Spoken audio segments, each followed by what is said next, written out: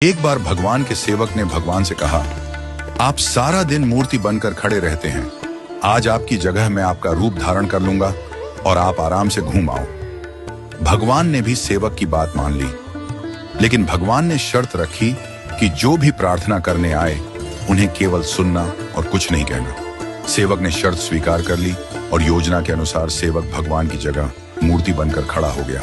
पहला व्यक्ति जो मंदिर में आया वह एक व्यापारी था।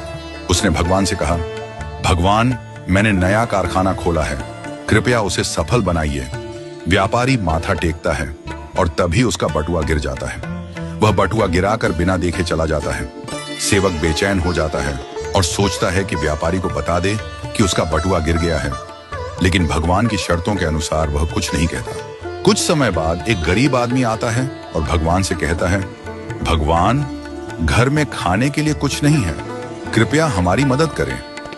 भगवान के सामने बटुआ पड़ा होता है। वह गरीब आदमी भगवान का धन्यवाद करता है और बटुआ उठाकर चला जाता है। फिर एक नाविक आता है और कहता है, भगवान, मैं 15 दिनों के लिए समुद्र की यात्रा पर जा रहा हूं, कृपया मेरी यात्रा में कोई समस्या ना हो। ठीक उसी समय व्यापारी पुलिस के साथ आता है और कहता है, यह नाविक मेरा बटुआ चुराकर भागा है। पुलिस नाविक को पकड़ कर ले जाती है। इस बीच सेवक बोल पड़ता है, बटुआ गरीब आदमी ने चुराया है। इसके बाद गरीब आदमी को पकड़कर जेल भेज दिया जाता है। रात को भगवान लौटते हैं और सेवक खुशी खुशी पूरा किस्सा सुनाता है। भगवान मुस्कुराते हुए कहते हैं, तुमने किसी का भला नहीं किया बल्कि सब कुछ बिगाड़ दिया।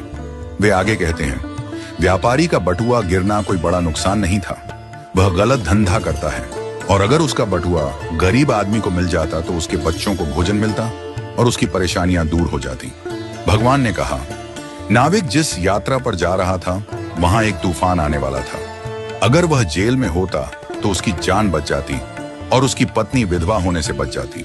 भगवान ने यह भी कहा, कभी कभी जीवन में हमें समस्याएं आती हैं और हम सोचते हैं कि यह हमारे साथ ही क्यों हुआ, लेकिन हमें समझना चाहिए कि इसके पीछे भगवान की योजना होती है।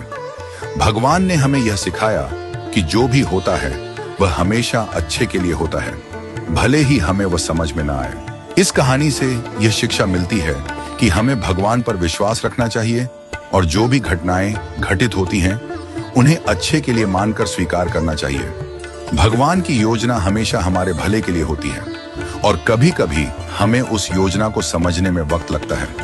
हमें हमेशा यह मानकर चलना चाहिए कि जो भी होता है वह हमारे भले के लिए ही होता है और हमें उसमें भगवान की मर्जी को स्वीकार करना चाहिए। हमें कभी भी किसी स्थिति में निराश या हताश नहीं होना चाहिए, क्योंकि हर घटना के पीछे कोई ना कोई गहरी योजना होती है जो हमारे जीवन को बेहतर बनाने के लिए होती है।